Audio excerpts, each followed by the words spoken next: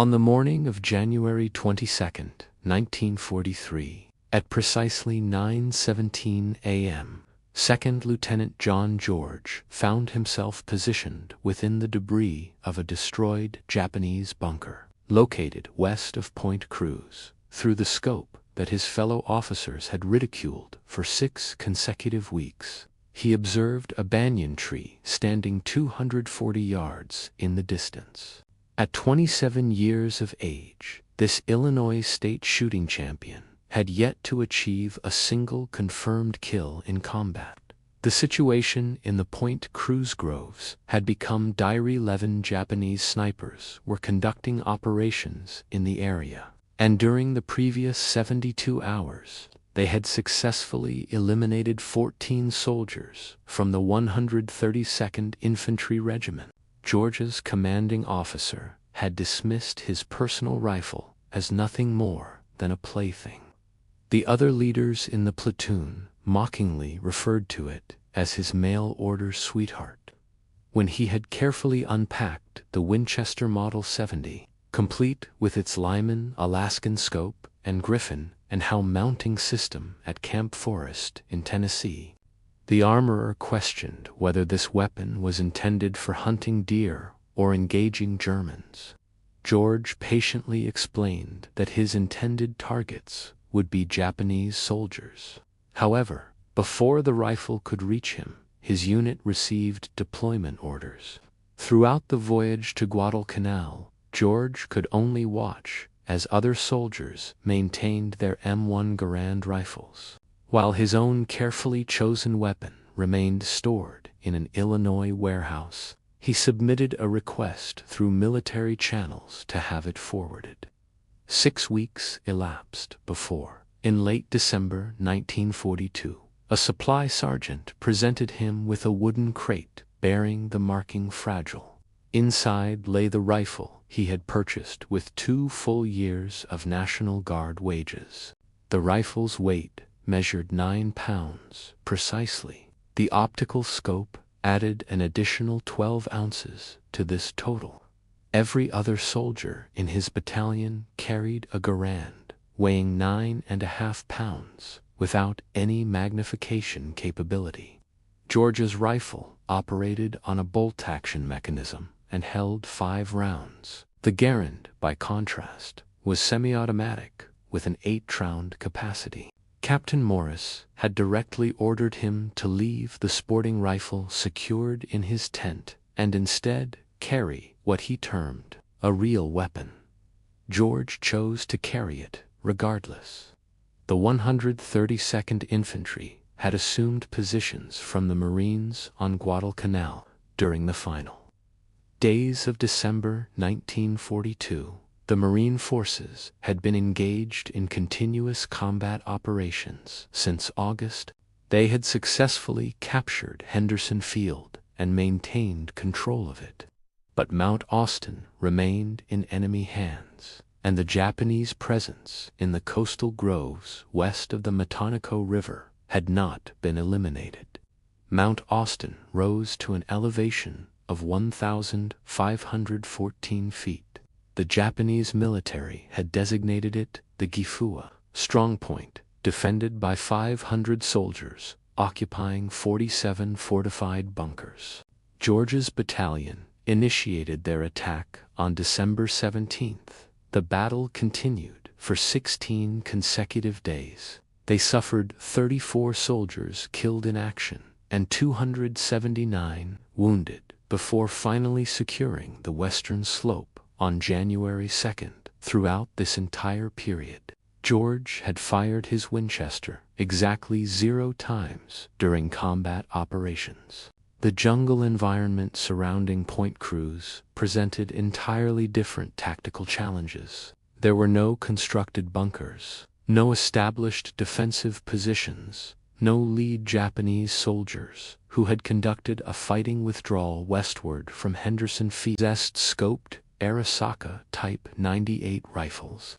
They possessed intimate knowledge of the jungle terrain. They understood the art of patient waiting.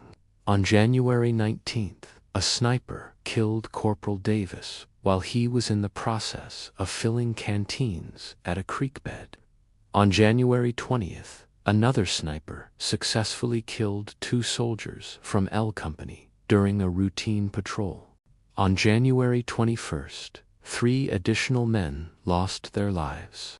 1 soldier was shot directly through the neck from a tree that the patrol had already passed twice during their movement. The battalion commander summoned George that evening. The Japanese snipers were eliminating his soldiers at a rate that exceeded even malaria casualties. He required someone capable of precision shooting. He demanded to know whether that mail-order rifle could actually strike anything. George outlined his qualifications methodically. He had won the Illinois State Championship at 1,000 yards in 1939. At 23 years of age at that time, he became the youngest winner in the state's competitive history. He could achieve 6-inch groupings at 600 yards using only iron sights. With the Lyman Alaskan scope, he could place 5 rounds inside a 4-inch circle at 300 yards. The commander gave him until the following morning to demonstrate these capabilities.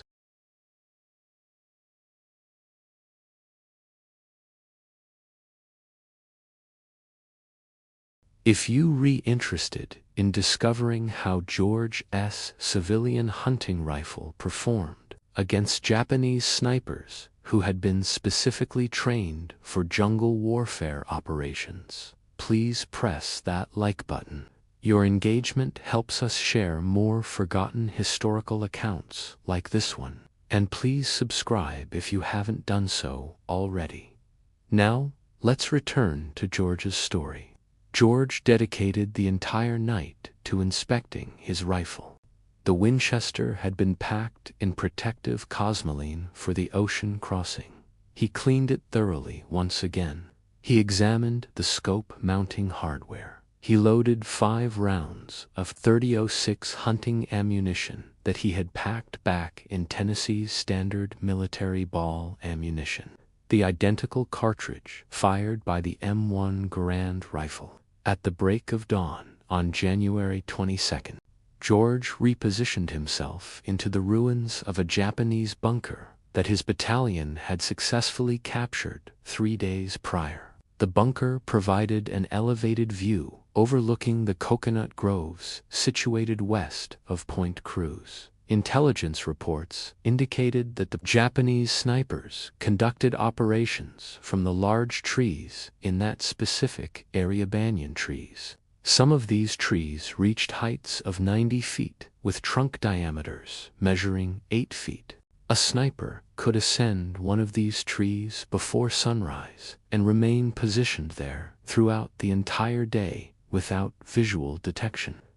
George had brought no spotter, no radio operator, just his rifle, a canteen, and 60 rounds of ammunition secured in stripper clips. He settled into his firing position within the bunker and began systematically observing the trees through his scope. The Lyman Alaskan provided 2.5 power magnification, not substantial, but sufficient to detect movement in the branches that would be invisible to the naked eye. The jungle environment was never completely silent. Birds called, insects buzzed, the distant percussion of artillery rumbled. George had developed the ability to filter out the background noise and concentrate exclusively on movement. He glassed the tree methodically, scanning from left to right, from top to bottom. At 9:17 a.m., he detected it. A branch shifted position. There was no wind present, just a slight movement. 87 feet up, in a banyan tree located 240 yards distant. George continued his observation. The branch moved again. Then he identified the shape. A human figure, dressed in dark clothing, positioned in a fork where 3 branches converged.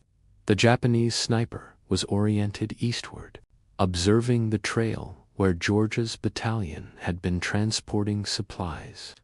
George made adjustments to his scope 2 clicks right to compensate for wind conditions. He regulated his breathing pattern. The Winchester's trigger had a glass-smooth pull weight of 3.5 pounds. He had invested hours adjusting it at Camp Perry before the war commenced. Now he would discover whether a civilian target rifle could eliminate a man who was trained to eliminate him first. George applied pressure to the trigger. The Winchester recoiled into his shoulder.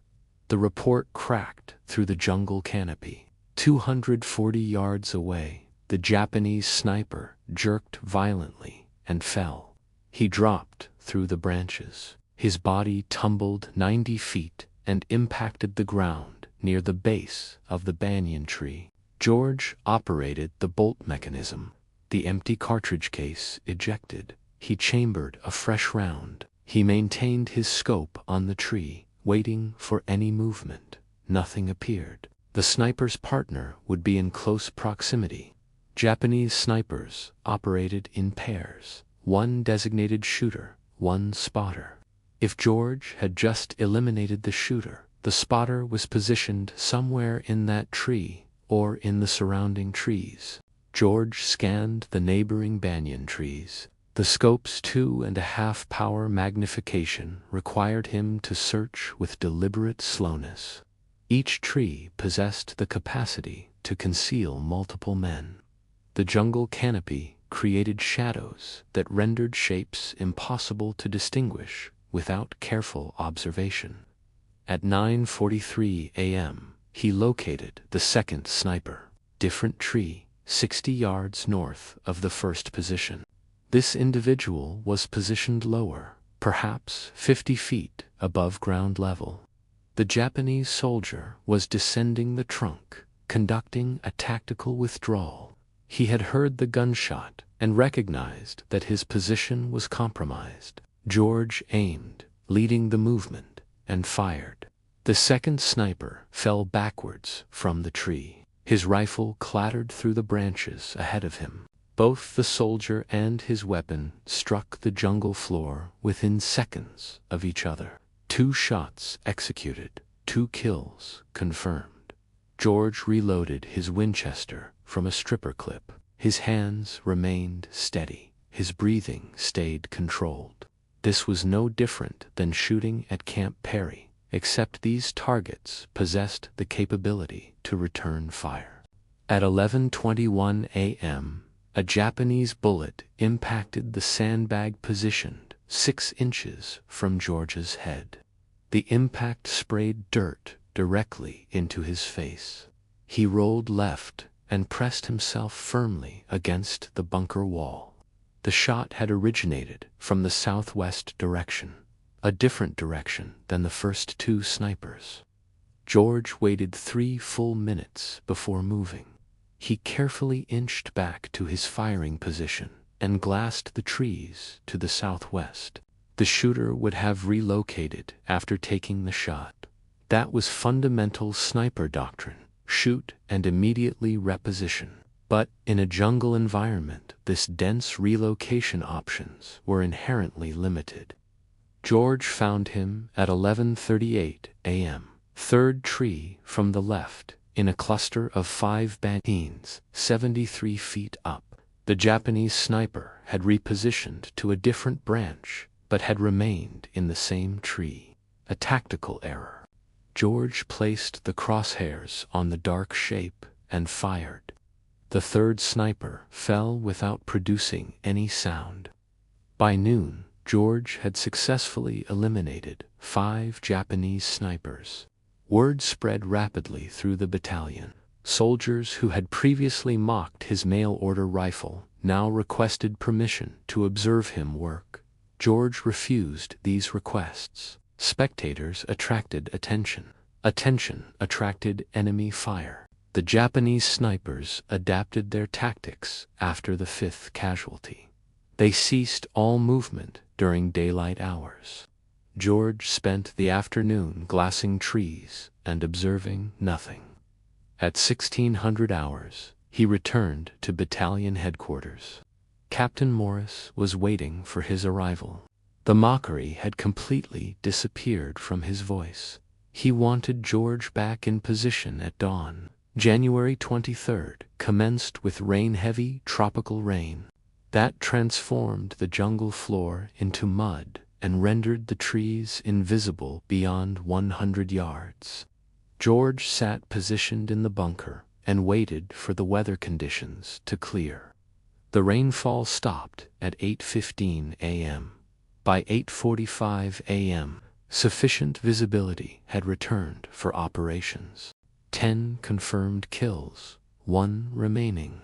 The 11th sniper would be the best, the smartest, the most experienced. He had observed 10 of his comrades die over 3 days. He knew George's tactics. He knew George's rifle. He knew George's approximate location.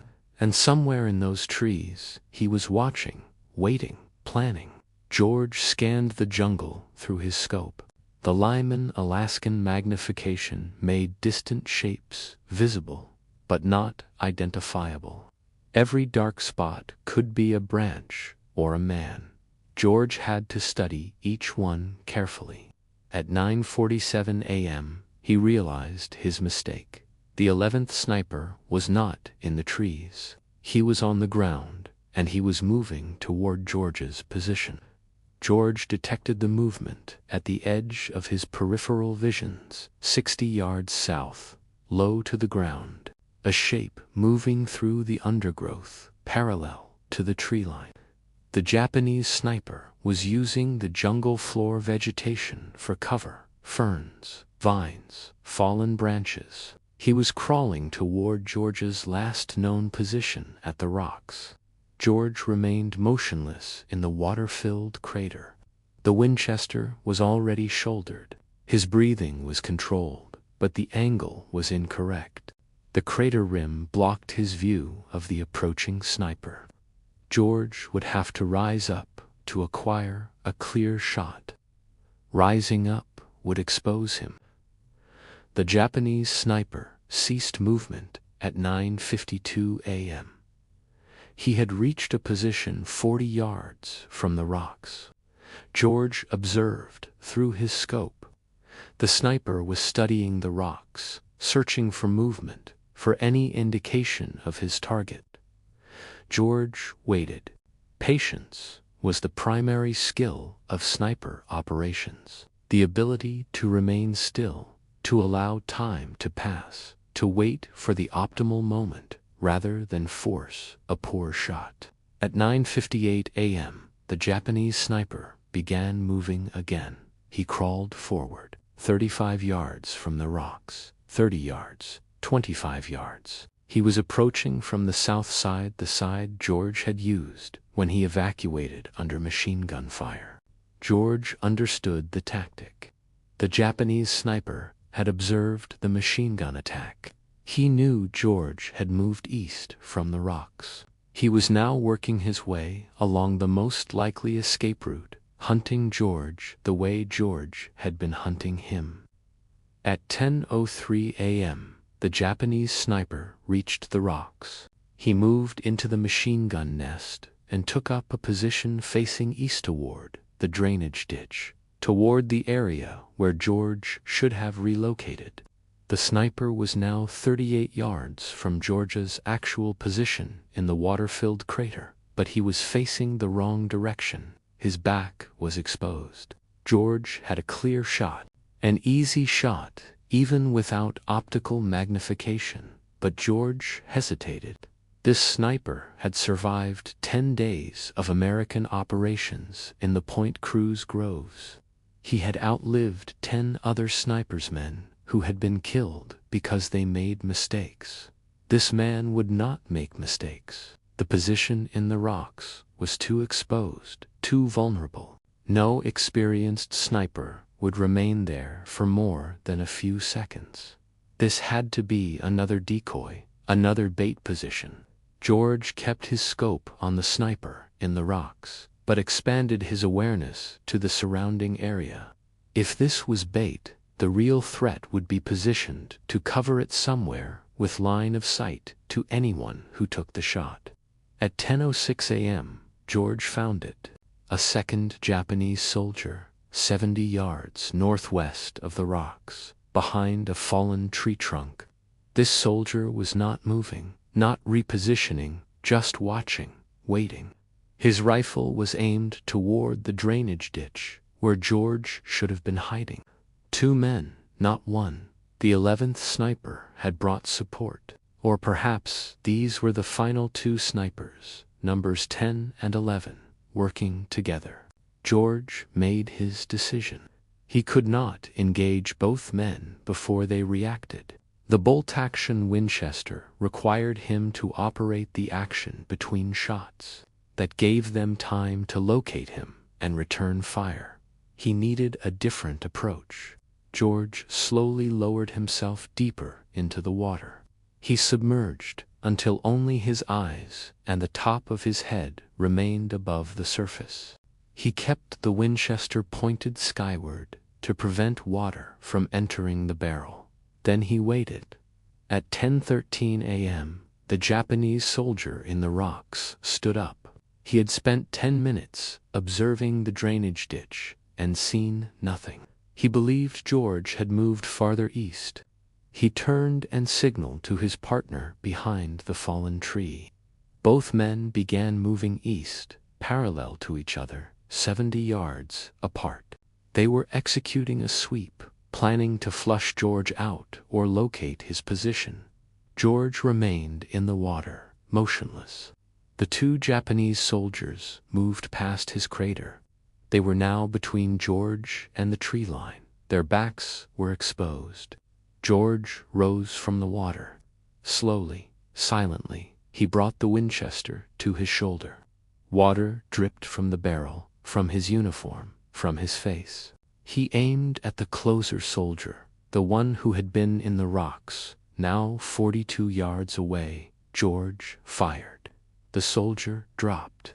George worked the bolt, chambered another round, swung the rifle toward the second soldier behind the fallen tree.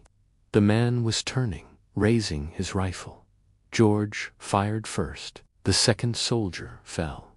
11 shots fired over 3 days. 11 Japanese snipers eliminated. George had cleared the Point Cruz groves of the threat that had killed 14 Americans in 72 hours.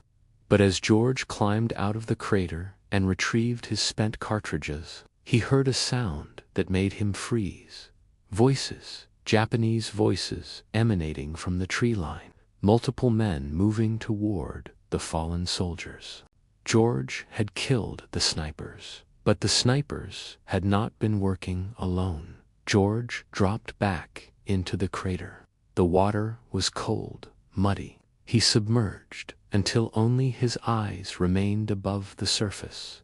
The Winchester he held vertically to keep the barrel clear. The Japanese voices grew louder. At least 6 men, possibly more. They were moving toward the 2 dead snipers. George heard branches breaking, equipment rattling. These were not snipers, infantry, a patrol or recovery team dispatched to collect the bodies. George counted seconds. The voices stopped at the location of the first body, 42 yards from his crater, close enough that he could hear them clearly, even without understanding the language. Then the voices moved to the second body. More conversation, urgent tones. At 10:28 a.m., the voices began moving again, not back toward the tree line, toward George's crater. Boot prints in the mud leading from the rocks to the crater.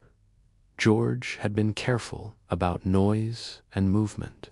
He had not been careful about tracks. George had 5 rounds in the Winchester. 6 Japanese soldiers, at minimum. Poor odds for a bolt-action rifle.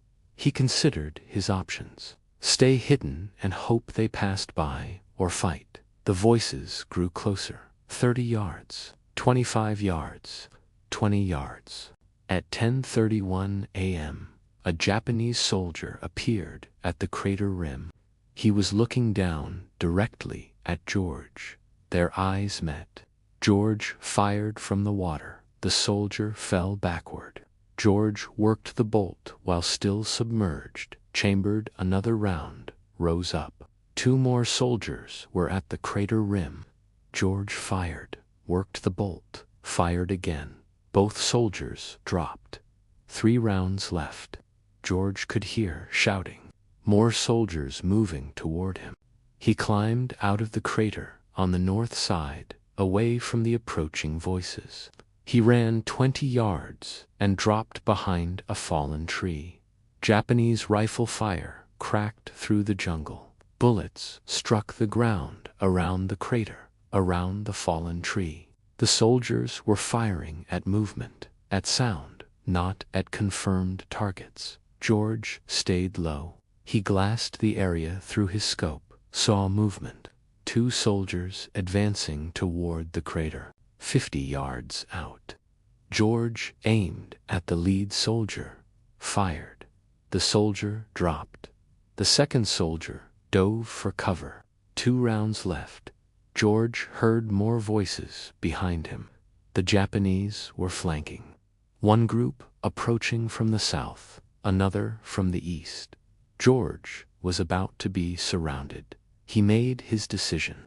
He could not win a firefight with a bolt-action rifle against multiple soldiers with semi-automatic weapons. He needed to break contact, move back toward American lines. George grabbed his rifle and ran north. He sprinted through the jungle undergrowth. Vines caught his boots. Branches whipped his face. Japanese rifle fire followed him. Bullets snapped past, struck trees, kicked up dirt. George ran for 90 seconds before diving into another shell crater. This one was dry.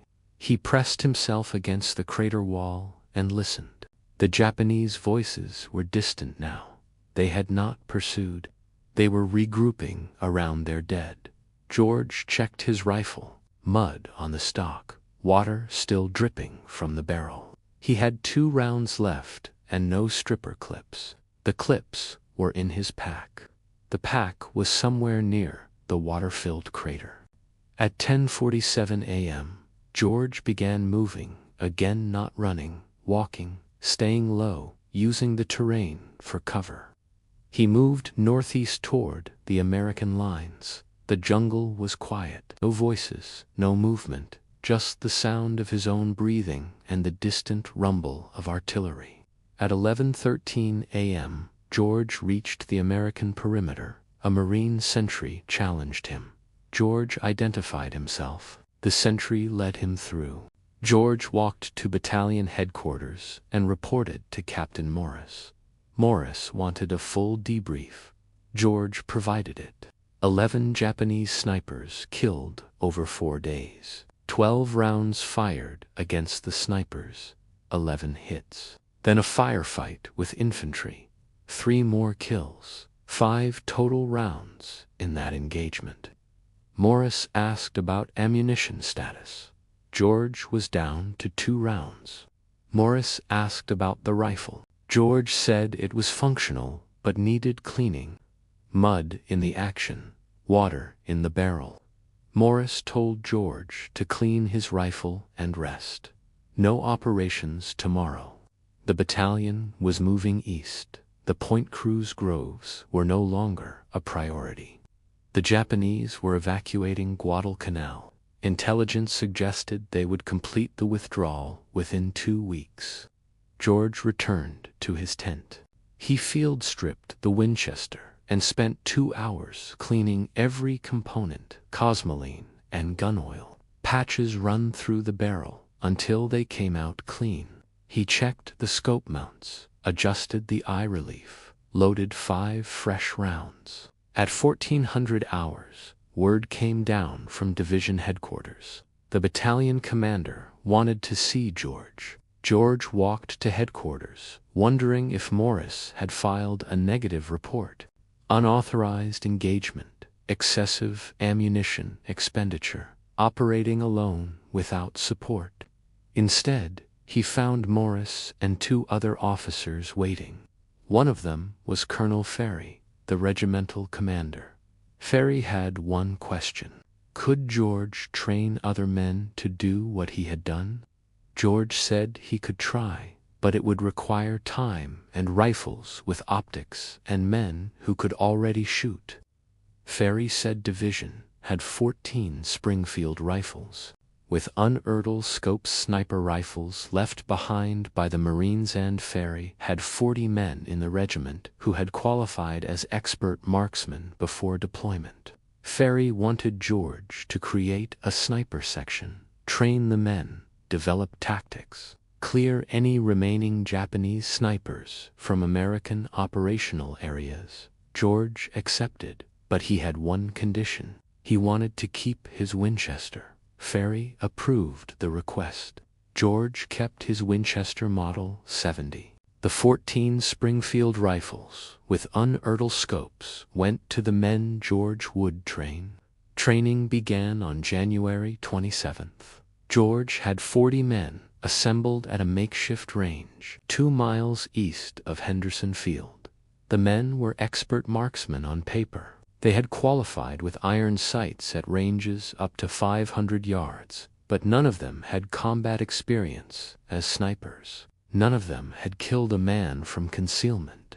George started with the fundamentals: breathing control, trigger squeeze, reading wind. The Springfield rifles weighed 11 pounds with the uninterrupted scopes, heavier than the Garand, heavier than George's Winchester.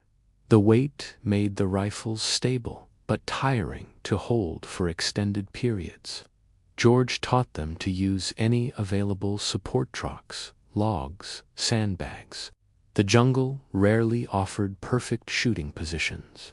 Snipers had to adapt to terrain and create stable platforms from whatever materials were available. Range training lasted 3 days. George had the men shoot at stationary targets from 100 to 400 yards, then moving targets, then targets partially concealed by vegetation. By January 30th, 32 of the 40 men could consistently hit man-sized targets at 300 yards under field conditions. George divided them into 16 two-man teams, shooter and spotter. The spotter carried binoculars and a Garand. His job was to locate targets and provide security while the shooter engaged. After each kill, the roles could switch. This kept both men proficient and prevented the single point of failure that came from relying on one shooter. On February 1st, George took 4 teams into the field. Their mission was to clear Japanese positions west of the Matanico River. Intelligence indicated small groups of Japanese soldiers were still operating in that area. Not snipers, just infantry stragglers who had not yet evacuated.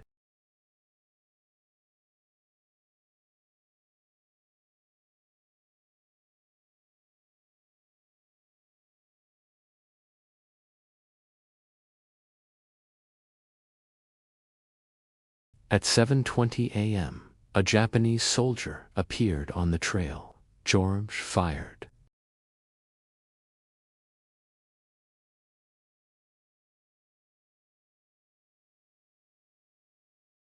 None appeared.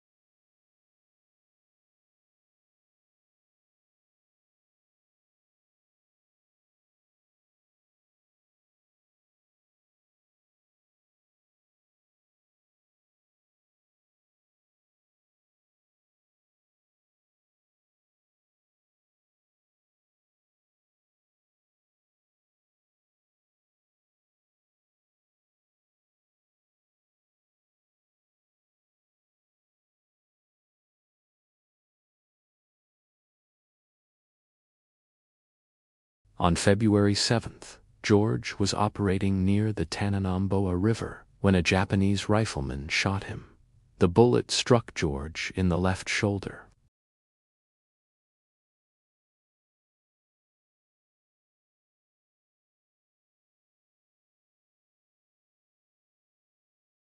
The bullet had passed through muscle without hitting bone or major blood vessels.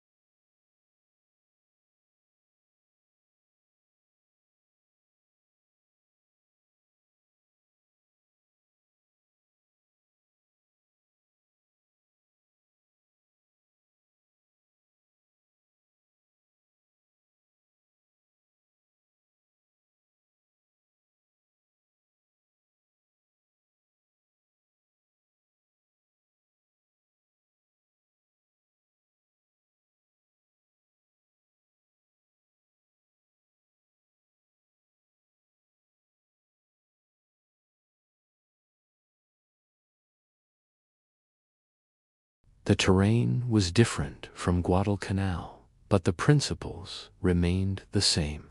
Heat, humidity, dense vegetation, limited visibility.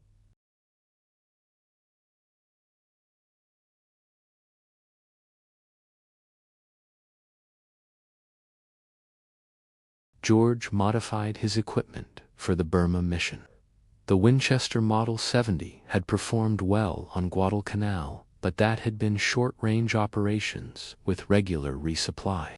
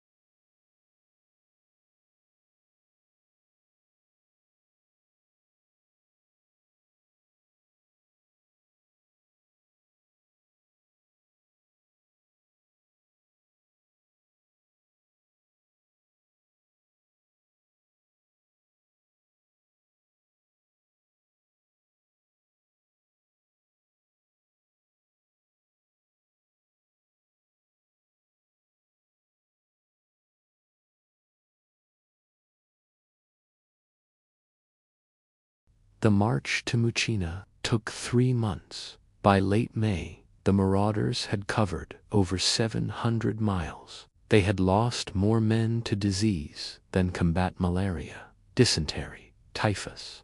The unit that entered Burma with 3,000 men was down to fewer than 1,300 effectives. On May 17th, the Marauders captured Muchina airfield. The operation was a success, but the cost had been severe. The unit was combat ineffective. Too many casualties, too many sick, too much time in the jungle without rest or proper medical care. George survived the Burma campaign. His Winchester survived, but the rifle that had proven so effective on Guadalcanal had been used only 7 times in 3 months of operations. The Marauders rarely engaged in the kind of long-range precision shooting that required a scoped rifle. Most combat was close-range ambushes at 50 yards or less, firefights in dense vegetation where you could barely see 30 feet. George realized something during those 3 months in Burma. The Winchester Model 70 was an excellent rifle, perhaps the best bolt-action sporting rifle ever made. But modern warfare was changing. Semi-automatic rifles, like the Garand, were becoming standard. The next war would require different weapons, different tactics, but there would be no next war for George, not immediately. By June of 1944, he was evacuated from Burma with the rest of the Marauders. The unit was disbanded. George was reassigned to training duties in the United States. He never fired his Winchester in combat again.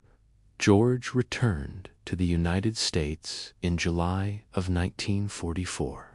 The Army promoted him to captain and assigned him to Fort Benning, Georgia. His job was training infantry officers in marksmanship and small unit tactics. He taught the lessons he had learned on Guadalcanal and in Burma: how to move through jungle terrain, how to identify and engage targets at distance, how to operate independently without supply lines. He kept his Winchester Model 70. The rifle had traveled from Illinois to Tennessee to Guadalcanal to India to Burma to Georgia. It had killed at least 14 enemy soldiers in confirmed engagements, probably more. George had stopped counting after Burma. The rifle sat in a footlocker in his quarters at Fort Benning. George rarely looked at it. The war had changed. The Pacific Islands were being retaken one by one. American forces were advancing through France and into Germany. The need for individual marksmen with privately owned rifles was fading. The military was standardizing mass production, interchangeable parts, soldiers with identical equipment and identical training. George understood the necessity. Modern warfare required industrial scale, but something was being lost. The individual skill, the craftsman approach to soldiering, the idea that a man with the right rifle and the right training could change the outcome of a battle. George was discharged from the Army in January of 1947. Lieutenant Colonel, 2 Bronze Stars, 1 Purple Heart, Combat Infantry Badge. He returned to Illinois and enrolled at Princeton University on the GI Bill. He studied politics, graduated with highest honors in 1950.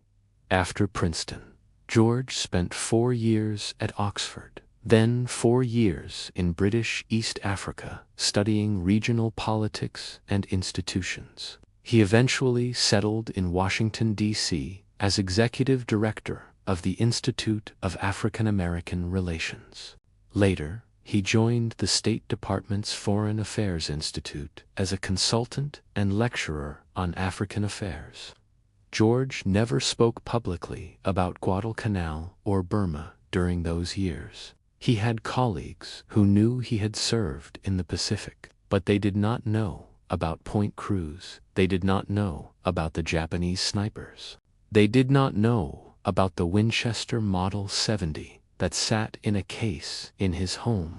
In 1947, George decided to write down what had happened, not for publication, just for his own record. He wanted to document the weapons and tactics of jungle warfare. While the details were still fresh, he wrote for 6 months. The manuscript grew to over 400 pages.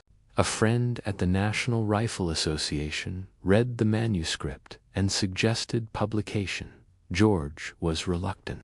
The book was technical, detailed descriptions of rifles and ammunition and ballistics. Not the kind of content that interested general readers. But the NRA convinced him.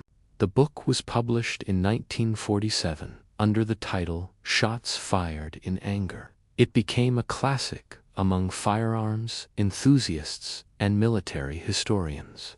The book described George's experiences on Guadalcanal and Burma with clinical precision. No embellishment, no hero worship, just facts and observations about what worked and what did not work in combat. The book is still in print today, still used as a reference by collectors and historians studying World War II small arms. George's descriptions of Japanese weapons remain some of the most detailed contemporary accounts available. George lived to see the United States fight 3 more wars: Korea, Vietnam, the Gulf War,